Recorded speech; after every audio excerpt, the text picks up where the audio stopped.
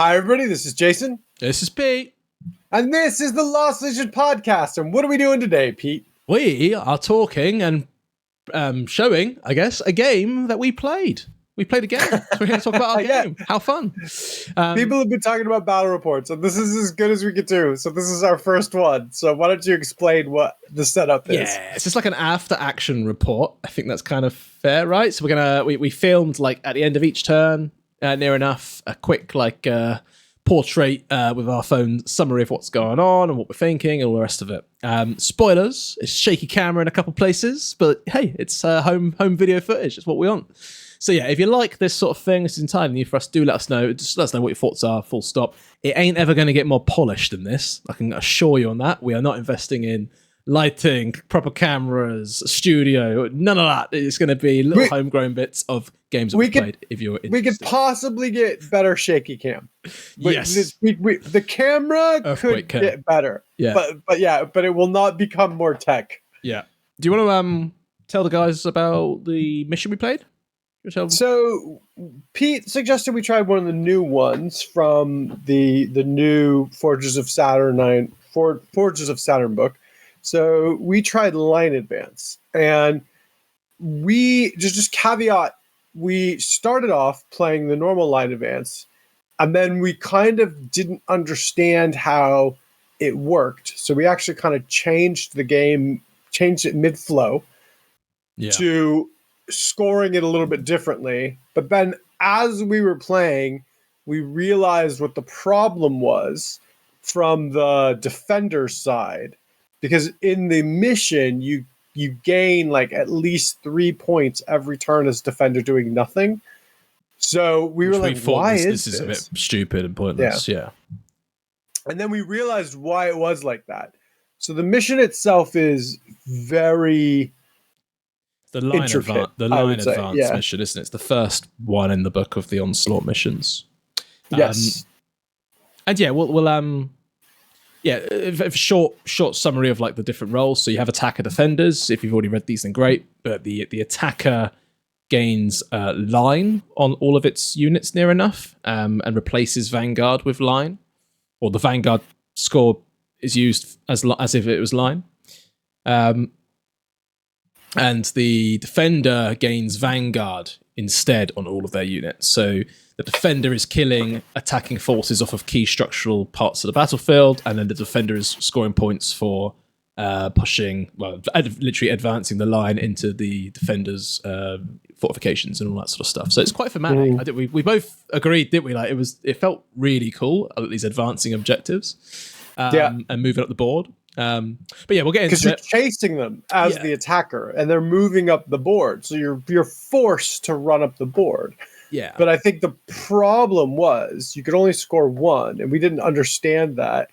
And then when Pete was trying to score Vanguard later, we realized I could just remove models off of it, so he had to kill me in one turn to get it. So it was really hard to score Vanguard. So we didn't realize at first why they were giving the defender automatic points every turn, because it's very hard for the defender to score.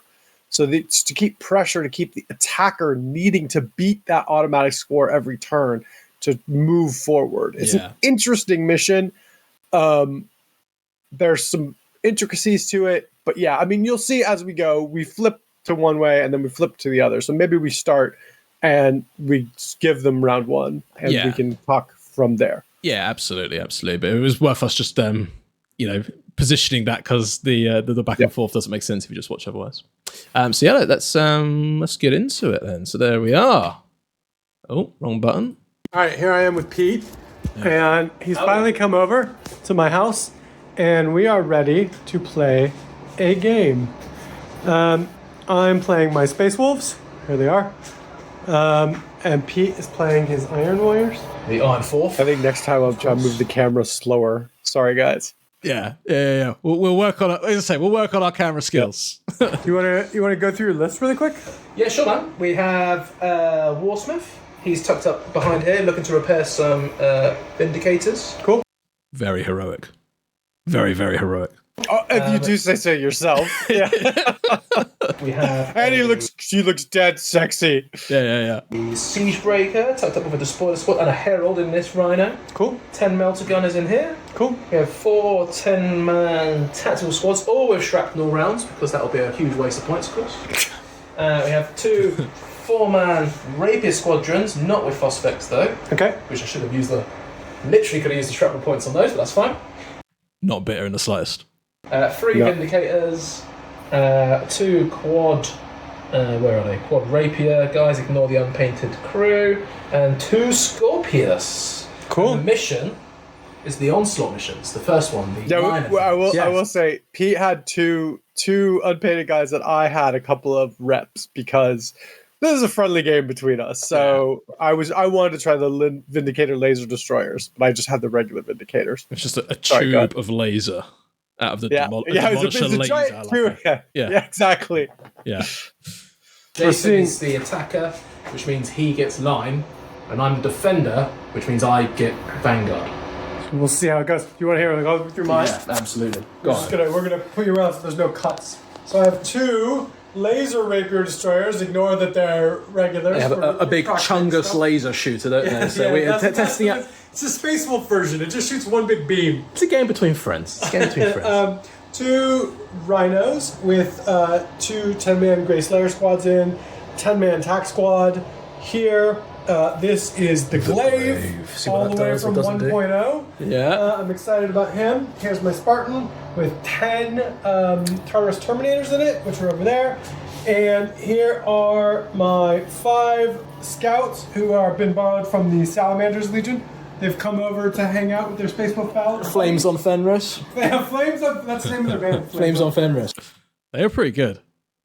Yeah, we're gonna do another short video on them. Yeah. So I'm ready to go. We're about to roll. I would say the other thing that I didn't actually mention was I was also repping because Pete had shown me this and I wanted to try it. Was heavy flamers on the rhinos. So that'll come up later. So there actually are no actual heavy flamers on the rhinos, but I was repping those as well.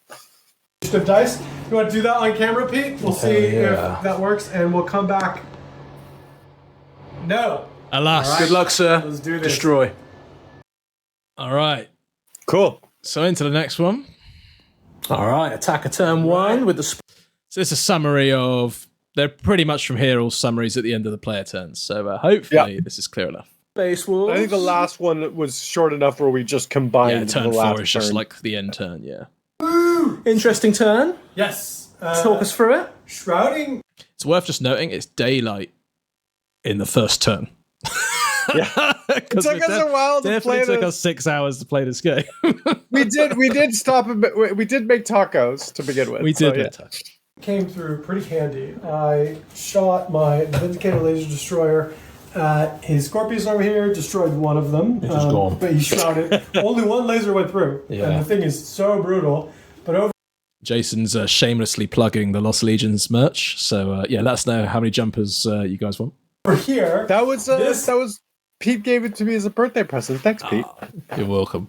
Laser destroyer and this Spartan fired at this guy. Nothing. Just 3 hull points off of him. The Glaive, who I've not been super impressed with the stats, did really good. It wiped out an entire squad of mortars, right? So there was another 4-man squad of quad you were mortars just in that like, big... F my life. Like, when they just got picked up and removed. I think they were removed before I did the deflagrate, and then I was like, you're like picking them up, and I'm like, no. Had some crew left, and you're like, here's deflagrate. Oh, okay, that was it. Yeah, I was like, let me do the deflagrate, and you were just like, they're all very, very dead. Rapiers are really oddly... what's the word? Fragile. Because the minute you get a damage 2 weapon against them, they absolutely fall apart. So, it's a big full Rapier Squadron hole there on the battlefield, as you can see, obviously. Shame, but that's what happens when you go second, I guess. Hole shape there. It pinged this Rhino and did a couple damage, but there was one miss, one hit, and then... So it's worth mentioning, I think, I decided to use all 3 reactions on turn 1 as just shrouds with the vehicles. Yeah. And I actually think that's... it's obviously situational using reactions, but if you're going second, just having those shrouds on your high value targets is super useful, right? It did. You also literally kept 2 tanks alive because of it.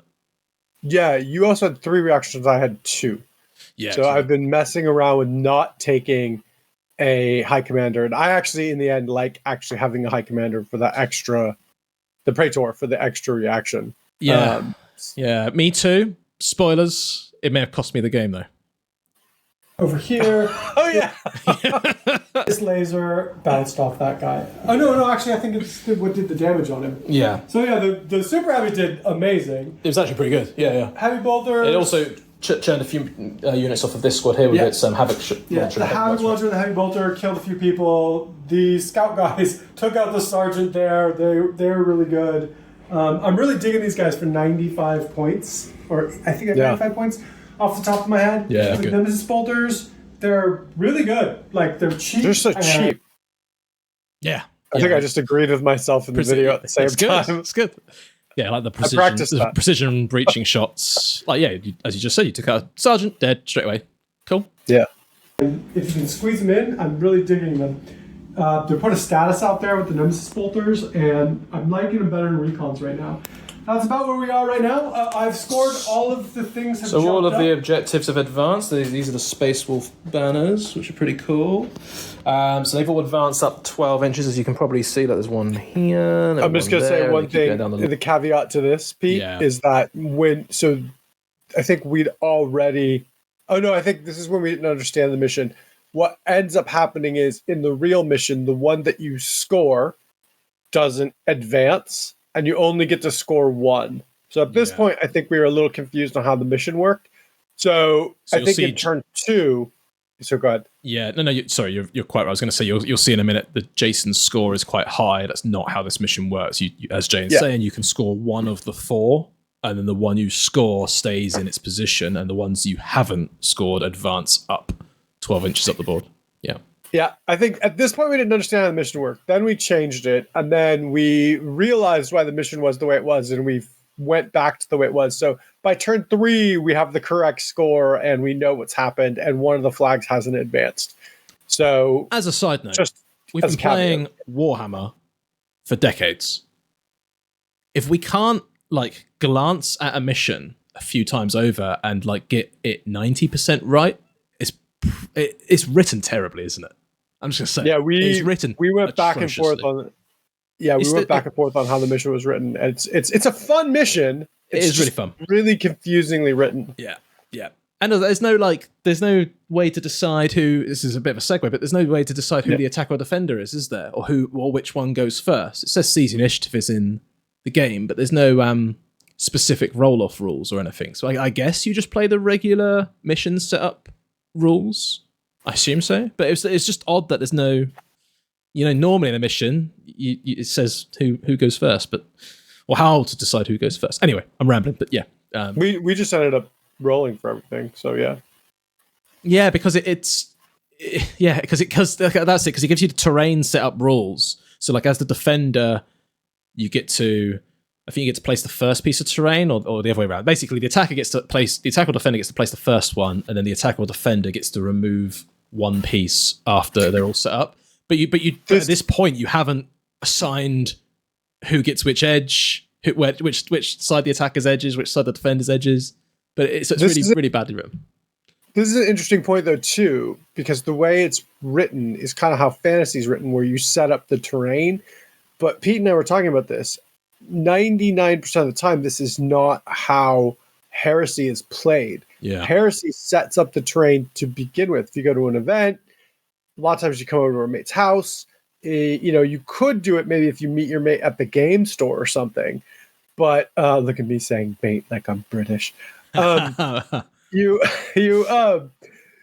could do it if you go to the game store, right? But most of the time, this is not how Heresy plays. So it is noted that you're supposed to set up the terrain and then remove one piece. So that's not how we set it up. I had already pre-set up the board. Pete was already happy with the board when he showed up. So this is how we played it. So just another caveat, but that is their thoughts on the mission. They do want to move into that fantasy version of you with your play or your opponent set up the board. Yeah. So yeah, I mean, I don't know. Sorry, continue. Yeah, I think the way that we tend to play is someone hosts the game at their house, or you play at an event where the tables are already predetermined, right? So it's very rare you just bump into a guy at a club. Hey, do you fancy a game? And then you pull out a box of terrain and set it up together. That doesn't. Anyway, that's not how we play. But I think that's not how a lot of our friends and whatnot play either. All right. So just carrying on. So as we were just talking about the objectives have moved up the board here, which shouldn't have happened on all 4, but 3 of them should have. Line down the table there. They've all advanced up from Jay's scout scoring. The Despoiler scored there. I have 11 Despoiler points. scored there. And Jay is on 11. And I'm currently on. Ignore this. This will be changed later. We'll see how this goes. This wasn't how I was planning on playing, but this is the way the mission crumbled. So, welcome to the jungle. Let's see how this turn goes. Here I am with Pete. All right. King of the statuses. So, turn 1 was quite strong for the Iron Warriors, Jason, I think. Yeah. We've changed the mission. We'll talk about it later on, because the rules for the mission are written atrociously, basically. Yeah, this is where we had changed the mission rules. So we then changed back to the original one. Sorry, so ignore this. Continue on. Yeah. So we've changed it, and we'll explain with a little bit, perhaps an overview as we edit this one out. Anyway, so I moved forward here with my Melter Gun squad, which deployed out of their Rhino and made the glaive think twice about balancing against the Iron Warriors. So this was a surprise, I think, for both of us, because we weren't expecting the Melter Gunners to... Yeah, we weren't expecting the Melter Gunners to destroy it. And, we both thought Melter Gunners were a little meh. But I think that the conclusion we come to is that Melter Guns are great for armor 13 down, because it's 13 on the sides. So, yeah, continue. Yeah. Keep your super heavies. I had the same with my Shadow Swords first game. Keep them firmly at your table edge, because they're a lot to lose. Yeah. We weren't sure about this, actually. And then, the side armor's 13. So I only rolled, so just for a bet, I rolled 3 5s on my penetration rolls, and because of the side armor of 13, it was literally 18 hull points with the melter range to take it out. If it had been armor value 14 all round, or a Spartan, I would have done nothing. So melter guns are really odd in how they work still, I think. Don't move your Super 5Vs forward. Put your Super Heavy in the corner, basically. I think that's the way to do it. But you did try and pop up with some interception cadre, introduction cadre guys, which they failed their charge, sadly, but so that the melt gunners got that off. Yeah, that would have made a big difference, actually. Think about it. If they'd have rolled that 5-inch charge, you would have had the glaive throughout the rest of the game. Yeah. And I wouldn't have had the tools to deal with it. Yeah, I wouldn't have the tools to be able to do it at all. The Siege Breaker radioed in to the Scorpius to drop a pie plate down on the despoilers there, so that's why there's only a few despoilers left. The Scorpius was all right, actually, in this game, wasn't it? Yeah. It did a pretty good job. Just a handful of Marines each turn. It was all right. Other main event I destroyed one of them, though. There was 2 of them. I think I would have done much better, but I destroyed the first one round 1. So yeah. I think that helped me. Yeah, for sure. These 3 Vindicators pincer moved the King Tiger Spartan. This guy just got destroyed by he got absolutely pincered by them, did he? And gave him a broadside on all angles. Turns out, if you have 3 of them, it doesn't matter if you move them and reduce their damage value, because you've still got lots of damage coming out. The Hunter Killer as well on this guy was what tipped the Spartan over the edge. Yeah, that's actually really important, because without the Hunter Killers, he would have taken 9 damage and still been alive, right? Yeah, so Pete's kind of convinced me on this, because the Hunter Killers are strength 9 and have armor bane. They're actually pretty good, especially for something like this. I don't know if I'd put them on everything now. I think that, I'm a bit skeptical about the Rhinos, because they're 10 points on the Rhinos. Yeah, I don't think they're worth it on the Rhinos, actually. I think they're definitely worth it on the Vindicator. Yeah. And then points. Something else, just to bring up about your Vindicators. What I think is really good, because Pete always takes 3. and I think, I'm not sure if we talked about this in camera, but we did talk about this. I don't think we did. Was that I think if you have one or two, this is just my opinion, the Laser Vindicator is better because it has a longer range and does a lot of damage. But if you have three, these ones are just really good because then they have redundancy. They can deny people from moving up because people don't want to get those 6 damage shots on them, and then they can all, like just happened here, fire at that Spartan and destroy it. Like, and that is that's pretty good. So like I like Pete's 3 of the cannon ones, but 1 or 2 I would pick the Vindicator Laser Destroyer ones. Just my personal Battlefield feedback. Yeah, no, absolutely. The quad rapiers did a lot of shatter shells into another Vindicator, taking 3 hull points off. And then the sheer amount of... I was joking. Shatter shells are impressive as well. Yeah, they are good. They cull, because it's just so many shots. If I hadn't moved them, because I had to move the rapier squadron there through the terrain a bit so I could see 3 inches out, because it's medium area terrain. If I didn't move them, they got up to damage 2. So they would have wrecked that Vindicator. But yeah. Anything that's not armor 14, they're just going to pummel, I think. Yeah. In the beginning of these videos saying that paying for shrapnel bottles on everything is a waste of time.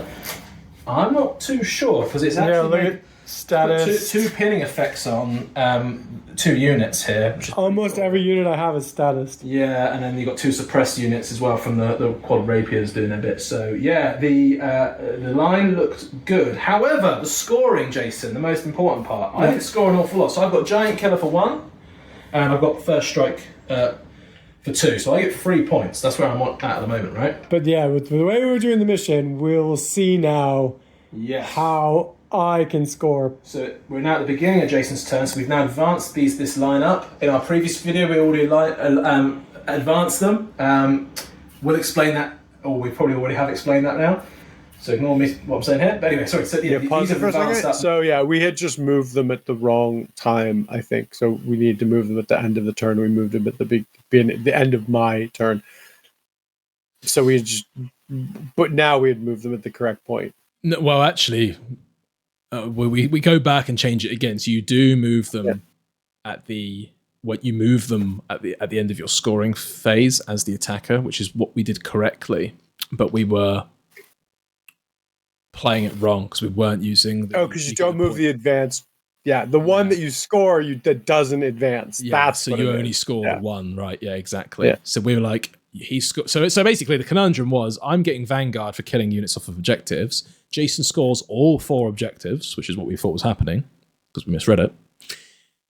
And then they automatically advance. So he's no longer on those objectives. So I can never score. So that's why we then were advancing it here. But then we actually go back and change it again. So it was a real learning curve for us, more than anything else. Now, and I haven't managed to kill any units that were scoring at during my turn, so I've got no Vanguard points. So I've actually scored no mission victory points. Nothing. So I've got 3 points through secondaries.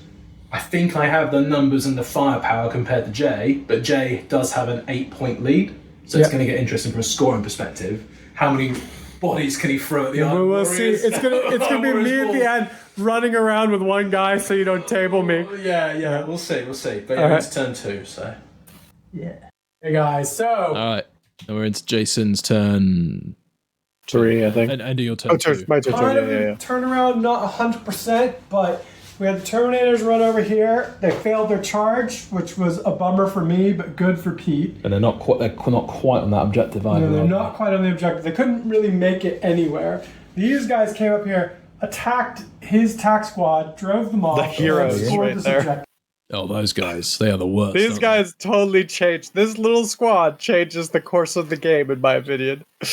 Yeah, which was good. Yeah, the Rhino came up and flamed a bunch of people. Oh, the flamers on the Rhinos did pretty good, right? Yes. Yeah. Flamers on the Rhinos did really, really good. And then over here, this Rhino drove around here, flamed these guys. These guys' movement reacted back into their Rhino, which was here.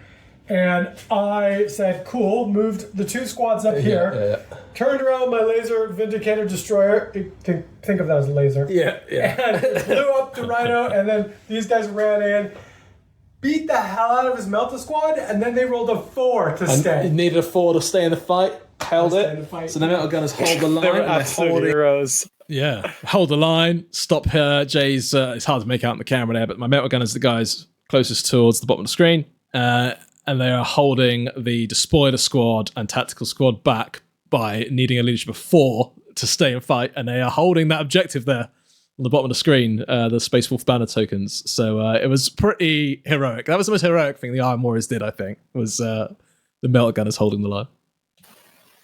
The Space Wolf off of this objective, so that's really saved my And bacon. these guys are kind of.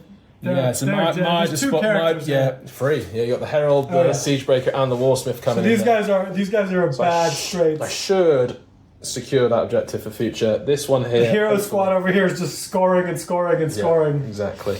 And they've scored this. And I'm on 19 points now. Yeah, 19. I'll put Pete down is there on to 3. But at this point, it should start turning around, and Pete should start racking up the points. Yeah, with a bit of So- luck. We'll see. We will see how it works. Okay. Hey guys, so And that's the point where we realized what we had done wrong and why you were getting why you were supposed to get the automatic score. Yes, it's the end of my And turn then we had too. It was like, hang on, this is you're quite right. It's like, hang on, this is bollocks. You know, I'm not scoring anything here. And then, as Jay's about to sort of cut you off, Jay, we then revert to actually how the mission was supposed to be played. So We scoring will reread now it jump. again. Yeah. But yeah. So, but this is my point. It shouldn't be this hard to read it and just understand it. But there we go. Next one. Well, this has been a bit of an experience. It's night time out the window now. It's winter or approaching winter, but yeah, it was a long game. In this mission. Yeah. Can they write them clearly, please? Anyway, we've reverted back to the way the mission was intended. Yeah. Because we realised I wasn't going to score anything at all because there was no chance I was getting any Vanguard off on anything, and Jay was scoring every objective. So back to the mission as intended. We've probably covered this off in the video already. Anyway. So now if you bring it here, Jay, the mission. Your cat has my dice bag. There we go. Your Kept going in with a figure case as well. And you were like, Wednesday, stop it. She is such a little She's terror. inquisitive. the objectives have advanced. So these were the 2 She works for Melkador. that weren't scored by Jason last turn. So they've advanced down to my line, and this one advanced to the mid table. So Jason is now on 9 victory points. I am also on 9 Yeah, so this is victory the points. actual plus scores. one. Yeah, so it's hard to see here. And I'm just going to rewind it a touch. So underneath my arm, I'll use the cursor for those watching. There's an objective here. So this is the one that was scored on the turn 2. So it was not scored turn 1 by Jason, which meant it advanced to the middle of the table. And then Jason didn't score it turn 2 either, so it advanced again to my back line. But now that one's worth 3 victory points. So they increase in victory points the more further they advance. You've got another one here, which has been scored, I think, this turn. Yeah. Another one, I can't remember what the other one was. And then there's They've one advanced that's down come to my line, over. and this one. That one had been scored Yeah, as well. yeah, and then there's one here somewhere, isn't there, I think, roughly, between these two buildings. Advanced to So the mid table. the line changes quite a bit. So Jason is now on 9 victory points. I am also on 9 victory points. Plus 1 Herald point. Plus 1 potential Herald point. So Jay might pick the lead a little bit here if he manages to score one of my back. I have a question for you, if those listening this far in. Does a herald count as winning a combat against a vehicle in close combat? We were unsure. We were completely unsure, but I was like, surely not, because he didn't actually win it. He doesn't get locked in combat. Yeah. And then Pete, when you were leaving, you were like, I don't know if there's a resolution phase against a vehicle.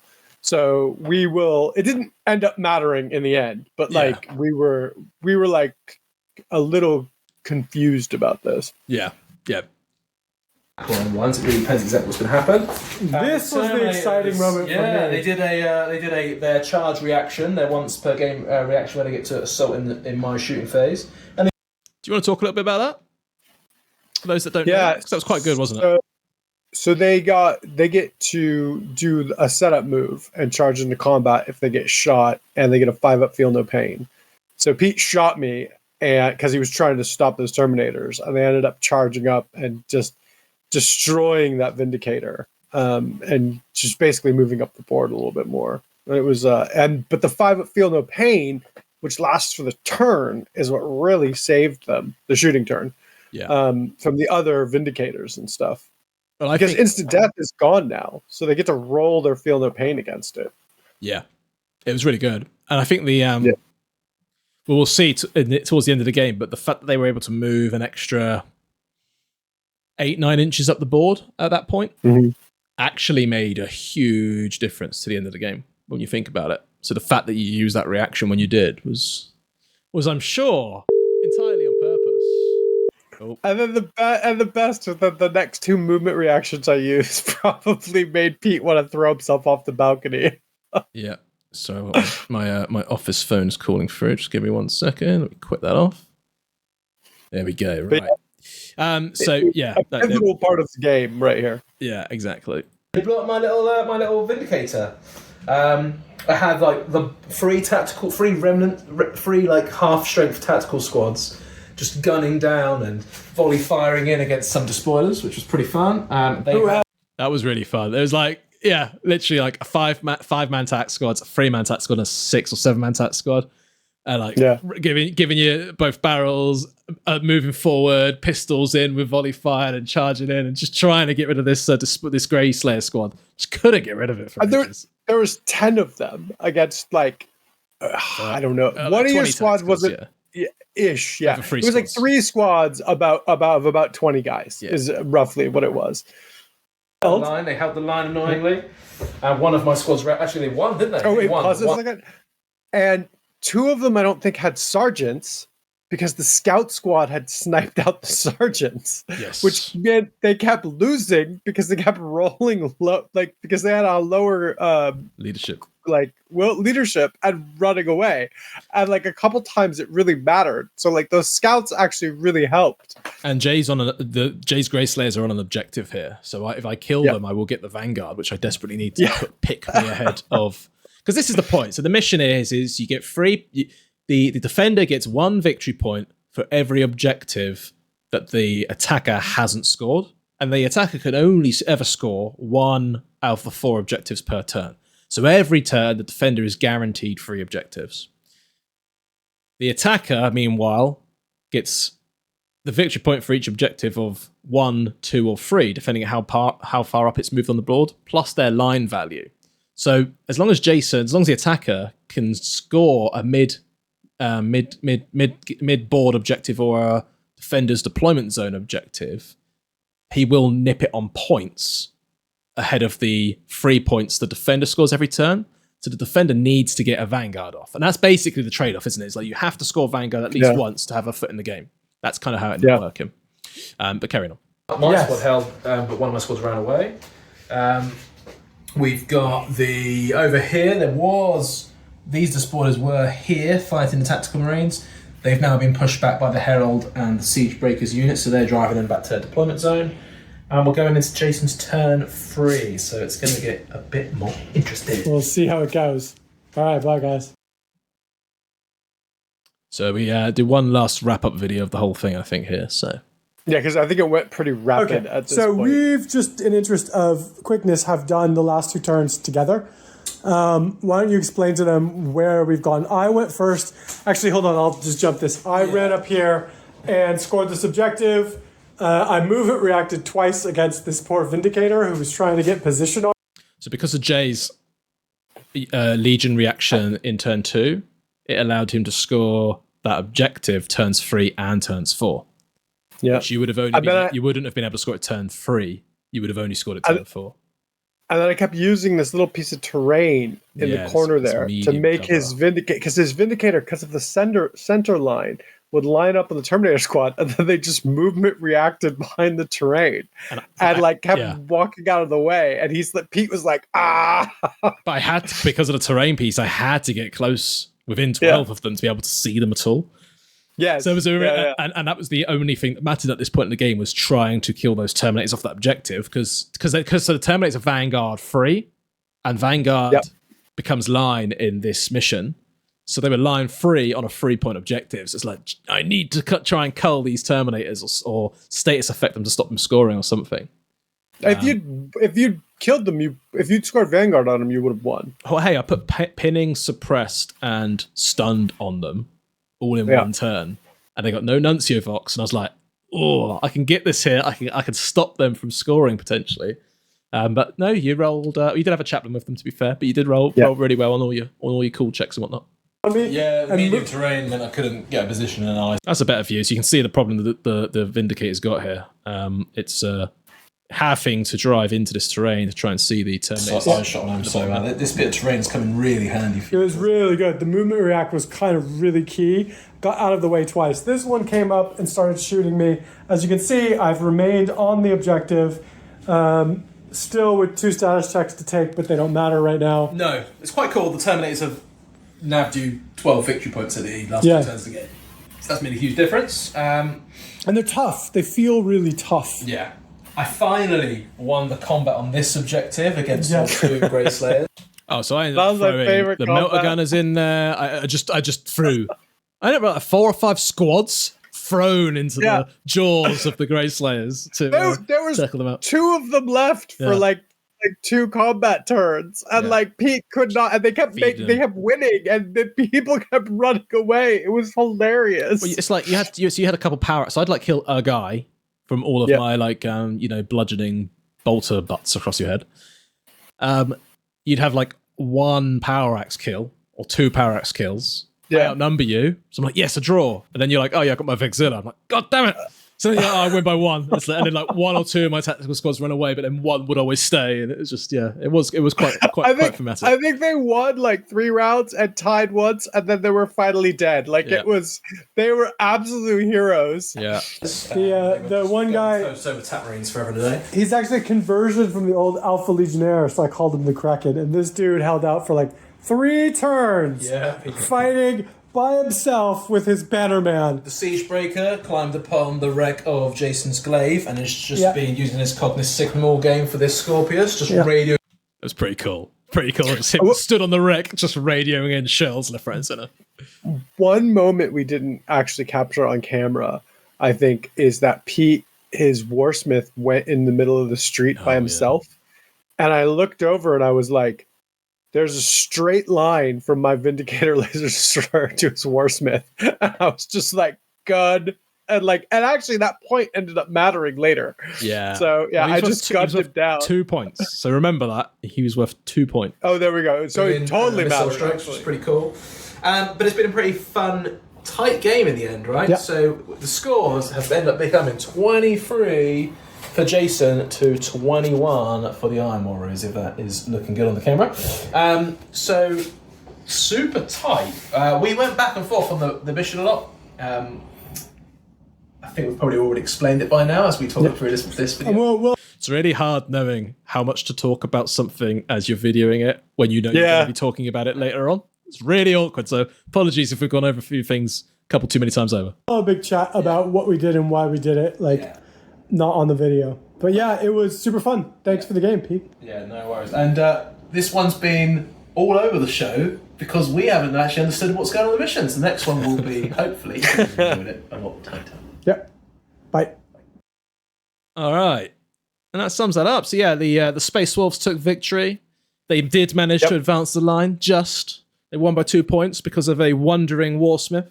He actually was going to charge the Kraken squad, the Grey Slayers, as he was going to, and then he couldn't make his charge distance, which left him in the open. That's what happened. So and then I just looked over and it was straight. I think you had actually were the one who pointed out there was this field of fire because you fired something up. Hunter Killer, the Rhino, across table, and so I looked back and I was like, I could fire back at that. Oh, hello! And just a wandering 2 victory points in the middle of the board. Like, oh god, it was pretty funny actually. Yeah, but I mean, it was. So this is why we said the Herald point didn't matter, by the way, in the end, because that Herald point was against the Well, actually, the Herald point we showed you earlier. Yeah. The Herald ended up actually scoring 2 points by beating up your spoilers and your tacticals. But there was one in more 4, point he took out the Vindicator that killed the Warlord, and we were arguing we were going back and forth on does it count against vehicles? And even if it does, it would have been 23 Yeah. to the Space Wolves, 22 to the Iron Warriors. So, alas, Yeah. a So definitive Space Wolf It didn't win. matter. Yeah, but it would be good to know and let us know what your thoughts are. That's pretty much it, I think, for this one. If we're going to do these again, we want to keep them this kind of length. I know this is pushing 40 minutes now, but 10 minutes of that has probably been us going back and forth trying to explain our 3 renditions of the mission we've played. We've had fun doing it. We'll be better with the camera too. Yeah, we'll get better with the camera. Now that we've done it, I've seen how you need to be slow and smooth, and I think that is something we'll work on too. Yeah, to be honest, we didn't even plan to do this. Jay just started filming, and we thought, okay, let's just film it because we know we've been wanting to do it. So, yeah, let us know what your thoughts are. If you've enjoyed this type of content with it, because if it is, then when we meet up, we might record our future games in this manner as well. We only get to see each other like once every month or two for a game, so it's not too often. Good. Anything else you want to add, buddy? No, that's it. Thanks, guys. Thanks for watching. Yeah, cheers, guys. Bye.